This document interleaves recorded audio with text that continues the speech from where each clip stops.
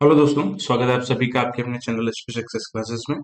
दोस्तों 16 फरवरी का current affair अपन पढ़ने जा रहे हैं और फरवरी का जो सेकंड वीक है वो आज आपको इवनिंग में रिकॉर्डेड वीडियो अपलोड हो जाएगी चैनल पे। और आप सभी के लिए गुड न्यूज़, आरबीआई असिस्टेंट का शॉर्ट नोटिफिकेशन आउट हो गया है। कंप्लीट नोटिफिकेशन भी आज आ जाएगा अभी थोड़ी देर में। और फॉर्म फिलिंग की डेट जो है वो भी आज से ही है। तो लग जाओ प्रिपरेशन में। मैं इसकी स्ट्रेटजी आज ही अपलोड करता हूँ कि आपको कैसे प्रीलिम्स और मेंस को साथ साथ में लेके चलना है। तो वीडियो को लाइक करना है यार अभी, और कमेंट करना, और इसका शॉर्ट्स भी अपलोड होगा। ठीक है। और पीडीएफ आपको कहाँ मिलेगी? एचपी सक्सेस क्लासेस एप्लीकेशन में पीडीएफ सेक्शन में। ठीक है। और क्विजेस भी साथ में अपलोड हो रही है। तो चलो सेशन को स्टार्ट करते हैं। पहला question, what is the India's rank in transparency international corruption perception index 2025? तो करप्शन परसेप्शन इंडेक्स में इंडिया की रैंक 91st है। इसने रिलीज किया, ट्रांसपेरेंसी इंटरनेशनल ने ये रिलीज किया। इंडिया 91 रैंक है आउट ऑफ 182 कंट्रीज। रिलीज किया है ट्रांसपेरेंसी इंटरनेशनल। ठीक है। और इंडिया जो है लास्ट ईयर से 5 स्पोर्ट जो है ऊपर आया है, इंडिया की रैंक अच्छी हुई है। इंडिया का जो रैंक है 91 है आउट ऑफ 182 कंट्रीज। इंडिया का स्कोर है 39। एंड इंडिया लास्ट ईयर 96 पे था 2024 में। ठीक है। और नंबर 1 पे डेनमार्क, इसका स्कोर 89 है। नंबर 2 पे फिनलैंड, नंबर 3 पे सिंगापुर। ओके। एंड लास्ट में साउथ सुडान एंड सोमालिया है। अब बात करें करप्शन परसेप्शन इंडेक्स की, स्कोर की। तो अगर आपका स्कोर 0 है तो आप बहुत ही ज्यादा करप्ट हो। ओके। अगर आपका स्कोर 100 है तो आप बहुत क्लीन हो। तो डेनमार्क बहुत क्लीन है, डेनमार्क का स्कोर जो है 89 है। ट्रांसपेरेंसी इंटरनेशनल जो है एक बर्लिन बेस्ड ऑर्गेनाइजेशन है। ओके। एंड अभी रिसेंटली बायोफेक हुआ है, बायोफेक 2026। ये कहाँ हुआ? ये हुआ जर्मनी के न्यूरेमबर्ग में। और यहीं पे कंट्री ऑफ द ईयर से किसको कंफर्म किया है? Country of the year India को अनाउंस किया है। ओके। एंड यहाँ पे इंडिया की तरफ से एपेडा ने इंडिया का पेविलियन सेटअप किया था। ओके। और वहाँ पे 5 अलग अलग जो एग्जीबिशन था, एपेडा ने पेविलियन सेटअप किया, उसमें एग्जीबिशन में 5 जीआई टैग्ड राइस जो है वो शो किए थे। ओके। क्वेश्चन नंबर 2 पे चलते हैं। What is India's rank in the network readiness index? तो नेटवर्क में इंडिया कितना रेडी है? तो इंडिया 45th नंबर पे है। ओके। अभी करप्शन में इंडिया कितने पे था? 91 पे था। ओके। एंड आरबीआई असिस्टेंट के लिए जो कोर्स है वो जल्दी आ जाएगा, आपको सारी डिटेल। इस बार मैं कोर्स के अंदर एक पहले से एक वीडियो अपलोड करूंगा जो सभी के लिए होगी कि उस कोर्स में क्या क्या मिलेगा, कैसे कैसे कोर्स को अप्रोच करना है, क्योंकि लास्ट टाइम बहुत दिक्कत हुई थी लोगों को कि सर इसको कैसे हम यूज करें। तो इसलिए एक तरीके से आप देख लो कि कोर्स का विजुअलाइजेशन मैं बताऊंगा कि कोर्स कैसा होगा, कैसे यूज करना है उसको, क्या क्या चीजें मिलेगी। वो सभी के लिए फ्री रहेगी। ओके। और धीरे धीरे उसमें कंटेंट ऐड होता जाएगा। India has improved its digital readiness by 4 ranks to 45th position। तो इंडिया यहाँ पे भी 4 रैंक पर ऊपर आया है। ठीक है। और जो नेटवर्क रेडीनेस इंडेक्स है ये रिलीज करता है ऑटोलेंस इंस्टीट्यूट। ये नॉन प्रॉफिट रिसर्च इंस्टीट्यूट है वॉशिंगटन डीसी में। और ये वॉशिंगटन डीसी में आईएमएफ का हेडक्वार्टर है, वर्ल्ड बैंक का हेडक्वार्टर है। इसका एम है एसेस करना network based readiness and digital transformation capacity of countries. इससे 127 कंट्री को कवर किया है, उसमें से इंडिया की रैंक 45th है। इसमें 4 पिलर है और 53 इंडिकेटर है। 4 pillar, technology, people, governance and impact. India 45th number पे है। इंडिया का स्कोर है 54.43। And most network ready society मतलब कंट्री, नंबर 1 पे यूएस, नंबर 2 पे फिनलैंड, नंबर 3 पे सिंगापुर, नंबर 4 पे डेनमार्क एंड नंबर 5 पे स्वीडन। डेनमार्क जो है इसका स्कोर 89 है। Corruption perception index transparency international ने रिलीज किया है जिसमें इंडिया की रैंक 91 है। ओके। एंड इंडिया की बात करें, अगर इंडिया की रैंक की इंडिकेटर जो है 4, उसमें इंडिया की रैंक क्या क्या है? तो annual investment in telecommunication service, AI scientific publication, ICT service export, e commerce, इसमें इंडिया नंबर 1 पे है। FTTH and building internet subscription, mobile broadband internet traffic, international internet bandwidth, इसमें इंडिया सेकंड नंबर पे है। And domestic market scale income inequality में India third number पे है। Top countries by income group. तो network readiness में एक indicator है इनकम वाला, उसमें अगर हाई इनकम ग्रुप में कौन कौन है? यूएस, फिनलैंड एंड सिंगापुर, ये टॉप 3 है। अपर मिडिल इनकम ग्रुप में China, Malaysia, Thailand. Lower middle income में Vietnam 40 and India 45th। India lower middle income में इंडिया सेकंड नंबर पे है। लो इनकम में रवांडा, युगांडा एंड मलावी है। Okay. इस बार कोर्स में जो है ना स्टैटिक जो पार्ट है उसका भी मैं वीडियो अपलोड करूँ, ताकि वो आप लोगों को याद हो जाए। स्टैटिक पार्ट का भी डेज को छोड़ के मोस्टली ट्राई करेंगे, अगर डेज भी हो पाए तो। एंड बीसीसीआई ने क्या किया है अभी रिसेंटली, जो उसकी कॉन्टैक्ट लिस्ट है वो अपग्रेड की है। पहले एक ए प्लस कॉन्टैक्ट लिस्ट होती थी, ए प्लस को रिमूव कर दिया, अब तीन ही रही है, अब A B C. A plus में पहले विराट कोहली एंड रोहित शर्मा थे, उनको ए प्लस से डिमोट करके उनको बी में ऐड कर दिया है। ए में कौन कौन है? ए में ओनली तीन प्लेयर है, Shubman Gill, Ravindra Jadeja and Jasprit Bumrah. Okay, next है अपन क्वेश्चन नंबर 3 पे। India and France are in advance negotiation to finalize a major defence procurement deal worth what amount for a significant batch of SCALP long range cruise missile. तो SCALP जो long range cruise missile है उसके लिए India और France ने जो है कितने अमाउंट की डील की है अभी? तो इंडिया ने फ्रांस के साथ 3200 करोड़ की प्रोक्योरमेंट की डील की है स्केल्प के लिए। स्केल्प क्या है? इसको एक स्टॉर्म शेडो, एक long range air launched cruise missile बोलते हैं। इसका मैन्युफैक्चरर एमबीडीए एक यूरोपियन डिफेंस फर्म है, इसको डेवलप किया है फ्रांस और यूके ने मिलकर, और इसकी रेंज जो है 250 किलोमीटर है। ठीक है, एंड अभी रिसेंटली इनकोइस न्यूज में था। इनकोइस क्या है? INCOIS Indian National Centre for Ocean Information Services, जिसका हेडक्वार्टर हैदराबाद में है। और इसका भी 9 फरवरी को जो है 27th फाउंडेशन डे मनाया गया। वहीं पे इसने जो है तीन ओशियन इंफॉर्मेशन सर्विसेज लॉन्च की है। एक तो है जेली एआईबी, समुद्र 2.0 एंड सिवास। इस बार जो है एक और चीज करेंगे अपन, जो प्रिंट आउट है वो A4 साइज में देंगे। A4 साइज में आप अपन इसका प्रिंट आउट देंगे, डोंट वरी। ठीक है, यहाँ तक क्लियर है? नेक्स्ट चले अपन क्वेश्चन नंबर 4 पे। Which country has been selected to serve as the chair of Kimberley process for the year 2026? तो इंडिया को सेलेक्ट किया है किम्बरली प्रोसेस के लिए 1 जनवरी 2026 से 1 साल के लिए। ये इंडिया का थर्ड टेन्योर है। इससे पहले इंडिया 2008 और 2019 में भी इंडिया इसका चेयरमैनशिप इंडिया के पास थी। देन जो किम्बरले प्रोसेस है ये international multi stakeholder initiative है, created to prevent the trade of conflict diamond और ब्लड डायमंड। इसका मतलब क्या है?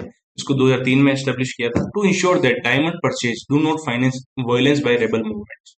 मतलब जो भी डायमंड की परचेज है, ठीक है, उससे जो है जो रेबल मूवमेंट्स है उसको फाइनेंस नहीं किया जा रहा। ठीक है, रेबल्स ग्रुप होते हैं बहुत सारे जो गवर्नमेंट के खिलाफ होते हैं, तो उनकी फाइनेंसिंग नहीं होनी चाहिए जो भी डायमंड का परचेज हो रहा है उससे। बस इसमें ये भी लिखा है and their ally seeking to undermine legitimate government, मतलब जो भी करंट गवर्नमेंट है उसको कम करने की कोशिश की जाती है ये फाइनेंसिंग से। ओके, करंटली जो है किम्बरले प्रोसेस में 60 पार्टिसिपेंट है जो 86 कंट्री को रिप्रेजेंट करते हैं। ओके, एंड गाना जो है 2026 के लिए वाइस चेयरमैन है। गाना की कैपिटल करेंसी गाना अकरा सिटी, गाना अकरा सिटी। ओके, एंड गाना जो है 2027 की जो चेयरमैनशिप है तो वो गाना के पास होगी। एंड अभी रिसेंटली यूरोपियन स्पेस एजेंसी है, ये न्यूज में थी क्योंकि इसने इसका एक मिशन है कोपेरनिकस सेंटिनल 2। कोपेरनिकस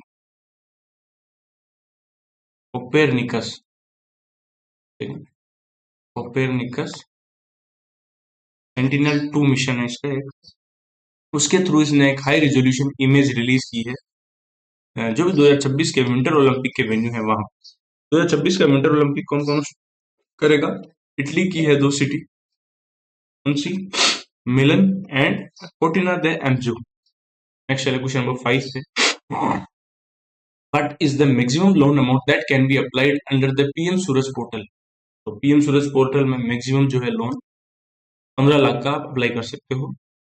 पीएम सूरज पोर्टल के थ्रू अभी 1389.61 करोड़ जो है लोन डिस्पर्स हुआ है to 1.39 lakh entrepreneurs, and business loan up to 15 lakhs are available at low interest rate through this portal, which are transferred directly to your bank account through a bank, NBFC, MFI and other finance institutions. तो PM Suraj portal क्या है? प्रधानमंत्री सामाजिक उत्थान एवं रोजगार आधारित जन कल्याण पोर्टल, जिसको ministry of social justice and empowerment ने 2024 में लॉन्च किया था। इसका ऑब्जेक्टिव है to provide credit support to entrepreneurs from disadvantage section of society virtually. तो ये जो भी अ, मतलब जो भी शेड्यूल कास्ट के एंटरप्रेन्योर, उनको लोन प्रोवाइड करने का मेन एम है।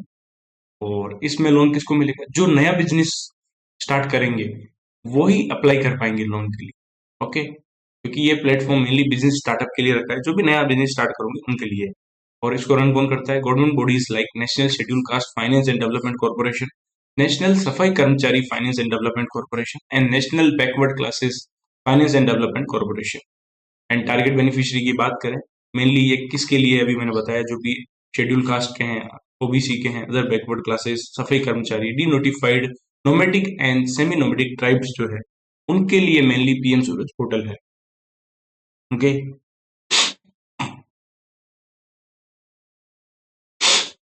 एंड अभी रिसेंटली इंडिया क्या कर रही है? हिमाचल प्रदेश के अंदर एक माउंटेन है, एक पास है शिपकिला पास। ठीक है, शिपकिला पास जो है, एक नया रूट बन रहा है मानसरोवर यात्रा के, कैलाश मानसरोवर यात्रा, कैलाश मानसरोवर यात्रा का जो है नया रूट बन रहा है। नेक्स्ट चलें अपन।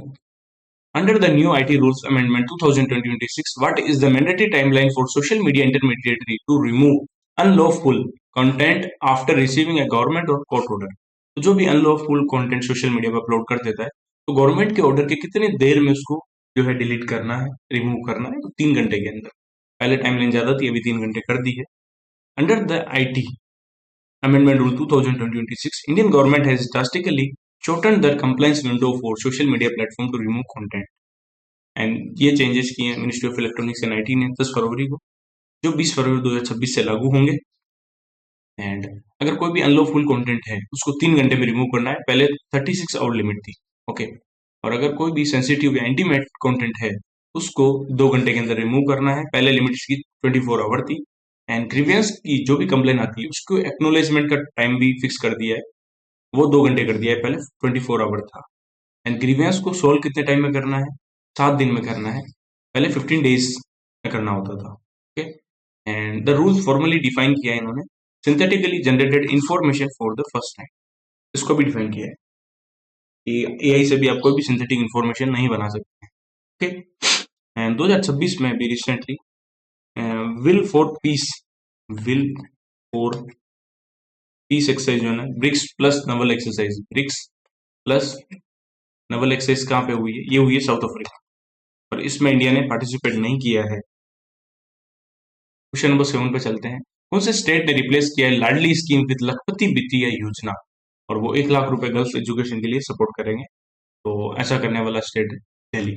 तो दिल्ली गवर्नमेंट ने क्या किया? लाडली स्कीम को रिप्लेस करके नई स्कीम लॉन्च की है, मतलब नाम रिप्लेस किया है, लखपति वित्तीय योजना से रिप्लेस किया है। 1 लाख सपोर्ट देंगे गर्ल्स एजुकेशन के लिए, और ये 1 अप्रैल से लागू होगी। एंड उत्तर प्रदेश जो है, ये न्यूज में था क्योंकि ये इंडिया का पहला स्टेट बना है जिसने खुद का इकोनॉमिक सर्वे जो है, इकोनॉमिक सर्वे रिलीज किया है। ओके, नेक्स्ट चले अपन क्वेश्चन नंबर 8 पे। The Satya portal recently inaugurated by which ministry primarily aims to automate and integrate testing, calibration and quality certification services. तो सत्या पोर्टल अभी इनोग्रेट किया कौन सी मिनिस्ट्री ने? जिसका मेन एम है ऑटोमेट करना, इंटीग्रेट करना testing and calibration and quality certification services को, तो वो है ministry of electronics and IT। Ministry of state for electronics and information technology, Jitin Prasad, इन्होंने इनोग्रेट किया STQC lab automation portal Satya. Satya का मतलब है STQC automated testing and yardstick for assurance. इसका ऑब्जेक्टिव है to modernise and digitise the quality assurance services of standardisation, testing and quality certification directorate, ensuring faster and more transparent certification. मतलब कोई भी product है, उसकी क्वालिटी चेक करनी है, standardisation, quality check करनी है एंड सर्टिफिकेट देना है, तो ये सारा प्रोसेस डिजिटली हो जाए, तो उसके लिए सत्या पोर्टल लॉन्च किया है। और इसको डेवलप किया है CDEC ने, centre for development of advance computing. ठीक है, एंड अभी रिसेंटली CSIR का नेशनल इंस्टीट्यूट ऑफ ओशियनोग्राफी जो है, ठीक है, इसकी इसको भी इनोग्रेट किया। 32 करोड़ का टोटल इन्वेस्टमेंट हुआ है, और ये अभी रिसेंटली विशाखापट्टनम के ऋषिकोंडा जो है, वहां पे इसका रीजनल सेंटर अभी जो है वो इनोग्रेट किया है।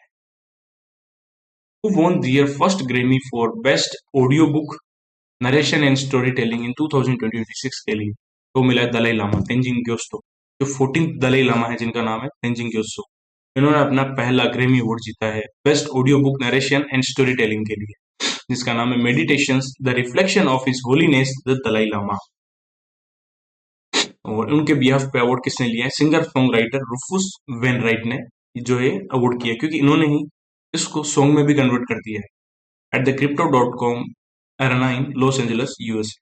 Okay, and the track Golden from K-pop Demon Hunters won Best Song Written for Visual Media के लिए बेस्ट सॉन्ग का अवार्ड गोल्डन के पॉप को मिला है। ठीक है, album of the year Bad Bunny Debi Tirar Mas Fotos की है, और ये जो है first all Spanish language album है जिसने अवार्ड जीता है। Record of the year Kendrick Lamar and S Z Luther के लिए। Song of the year Billie Eilish and Finneas Wildflower. And best audio book के लिए दलाई लामा को मिला the meditations reflection of his holiness the Dalai Lama. Best new artist Olivia Dean and Bad Bunny's album of the year win is a milestone for Latin music in the 68 year history of award। तो all Spanish language की album है bed बनी। Okay, next चलें 88th Tata steel chess tournament जो हुआ है अभी master section जो भी हुआ है विज़कांजी जो नीदरलैंड के अंदर हुआ है, उसमें उज्बेकिस्तान के प्लेयर है नोदिरबेक अदुसा तोरोव, उन्होंने ये टाइटल जीता है। उन्होंने फाइनल में किसको हराया है? उन्होंने फाइनल में हराया है अर्जुन इरिगेसी। और ये जो टाटा स्टील चेस टूर्नामेंट है इसको विंबलडन ऑफ चेस भी बोलते हैं। ठीक है, तो ऑस्ट्रेलियन ओपन हुआ अभी रिसेंटली 2026 का, उसका वुमेन सेक्शन जीता है एलेना रायबाकिना ने। एलेना रायबाकिना ने इन्होंने बेलारूस की जो है प्लेयर उनको हराया है। क्या नाम है बेलारूस की प्लेयर? उनका नाम याद नहीं आ रहा है मेरे, मतलब निकल नहीं पा रहा, याद आ रहा है पूरा। और ये कजाकिस्तान की प्लेयर है जिन्होंने जीता है। ठीक है, उन्होंने बेलारूस की प्लेयर है उनको हराया है, उनका नाम याद नहीं आ रहा, सॉरी। एंड मेन सेक्शन जीता है कार्लोस अल्काराज ने। ठीक है, उन्होंने नोवाक जोकोविक को हराया है। और ये यंगेस्ट प्लेयर बने कार्लोस अल्काराज, स्पेन के हैं, जिन्होंने ग्रैंड स्लैम जो है कंप्लीट किए। आरियाना सबलेंका बेलारूस की है, आरियाना सबलेंका उनको हराया है। ओके, नेक्स्ट चले क्वेश्चन नंबर 11 पे। Rajiv Gandhi Van Samvardhan Yojana scheme has been launched by which state to boost community participation in the forest plantation and conservation? Answer है हिमाचल प्रदेश। और हिमाचल प्रदेश ने एक गोल भी सेट किया है कि 31% फॉरेस्ट कवर ये अचीव करेंगे 2030 तक। सेक्शन 2026 ये ऑर्गेनाइज किया है under the aegis of which ministry? तो ministry of petroleum and natural gas के अंदर नक्षक्षम लॉन्च किया है। Hindustan petroleum corporation limited on behalf of the oil and gas industry has flagged off सेक्शन 2026 संरक्षण क्षमता महोत्सव, a fortnight-long high-intensity campaign designed to promote fuel conservation, energy efficiency, and adoption of cleaner and cleaner fuels। 1 से 15 फरवरी तक चलेगा, जिसकी theme है conserve oil and gas go green. इसको लॉन्च किया एचपीसीएल ने in collaboration with other oil companies like IOCL, BPCL, GAIL, ONGC Oil India Limited, IGL. ठीक है, under the aegis of ministry of petroleum and natural gas. जिसका main aim है fuel conservation करना and shift towards cleaner fuels like hydrogen, ethanol, and EV, and reduce the nation's reliance on fuel import, ताकि fuel का import कम से कम करें India. And grain based ATM जो है पटना में स्टार्ट किए अभी 3, जिनका नाम है अन्नपूर्ति। अब चले बैंकिंग गवर्नेंस के ऊपर। Under the RBI 2026 draft norms, what is the proposed individual loan limit for unsecured advances by tier 3 and tier 4 urban cooperative bank? Urban cooperative bank 4 tier में डिवाइड किया, टीयर 1, 2, 3, 4। इसमें ये बोला है कि जो भी अनसिक्योर्ड लोन है, जैसे अनसिक्योर्ड लोन कौन सा है? सबसे बेस्ट एग्जांपल पर्सनल लोन। तो पर्सनल लोन के लिए अगर इंडिविजुअल पर्सनल लोन की लिमिट जो है वो आरबीआई ने बढ़ा दी है, टीयर 3 एंड टीयर 4 के लिए वो कर दी है 10 लाख रुपए। पहले 5 लाख थी, वो बढ़ा के 10 लाख कर दी है। ठीक है, अब टीयर 1 के लिए लिमिट है 5 लाख रुपए, टीयर 2 अर्बन कोऑपरेटिव के लिए 7.5 लाख रुपए, टीयर 3 एंड टीयर 4 के लिए 10 लाख कर दी है अनसिक्योर्ड लोन की लिमिट। प्लस जो भी टोटल एडवांस होगा उसमें से जो अनसिक्योर्ड लोन है उसकी लिमिट कर दी है, मैक्सिमम लिमिट 20% हो सकता है टोटल एडवांस में से। Okay, and urban cooperative bank में exceed the 20% ceiling limit for eligible private sector loan.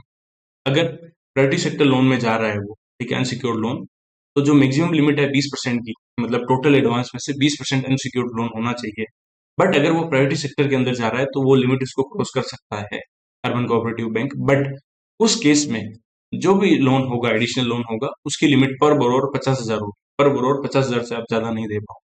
And nominal member lending, the limit for loans to nominal member. अगर कोई भी कंज्यूमर ड्यूरेबल का वर्क कर रहा है, परचेज वगैरह कर रहा है, तो उसमें नॉमिनल मेंबर को 2.5 लाख रुपए पर बोरोवर दे पाएंगे। ठीक है, और ये 1 अक्टूबर 2026 से इफेक्टिव होंगे। आरबीआई ने मिशन सक्षम भी लॉन्च किया है, सहकारी बैंक क्षमता निर्माण, to train over 1.4 lakh urban cooperative bank personnel in managerial and technical skill. मतलब मैनेजमेंट और टेक्निकल स्किल में अर्बन कोऑपरेटिव बैंक के पर्सोनेल को ट्रेनिंग के लिए जो है आरबीआई ने मिशन सक्षम लॉन्च किया है। यार थोड़ा मेरे को कोई कोई वर्ड बोलने में इशू होता है, मतलब थोड़ा, मतलब ये एक छोटी सी बीमारी होती है, मतलब आप बोलना क्या चाहते हो, आपके मुंह से क्या निकल जाता है, क्योंकि इसको मैं कंट्रोल करता हूँ, बट थोड़ा जल्दी जल्दी पढ़ाते हैं ना, तब ये इशू ज्यादा होता है। ओके, एंड सबसे इंपॉर्टेंट चीज अपन ने पढ़ी थी जो एग्जाम में आ सकती है, आरबीआई ने अभी रिसेंटली फाइनेंशियल लिटरेसी वीक मनाया है। कब से कब तक मनाते हैं, इसमें बहुत सारे क्वेश्चन में से पहला क्वेश्चन, कब से कब तक मनाते हैं? 9 से 13 फरवरी तक मनाया गया। ओके, पहली बार 2016 में स्टार्ट किया था ये। इस बार ये 11th ऑब्जर्वेंस है फाइनेंशियल लिटरेसी वीक की। इस साल की थीम क्या थी? KYC your first step to banking. Next चलें क्वेश्चन नंबर 2 पे। What is the revised annual turnover threshold for company to mandatorily onboard onto the trade platform? अगर कोई भी कंपनी जो है ट्रेड प्लेटफॉर्म के ऊपर ऑनबोर्ड कर रही है, ठीक है, अपना वर्क स्टार्ट कर रही है, तो उसके लिए एनुअल टर्नओवर जो है कितना होना चाहिए? उसकी थ्रेशोल्ड लिमिट है 250 करोड़। बहुत ही अच्छा क्वेश्चन है ये। तो गवर्नमेंट ने अभी क्या बोला है, जो भी कैश फ्लो है एमएसएमई के लिए, कैश फ्लो बढ़ाने के लिए उन्होंने बोला है कि जो ट्रेड प्लेटफॉर्म है उसका यूज करना है as the official transaction settlement platform for all purchase made by CPSE.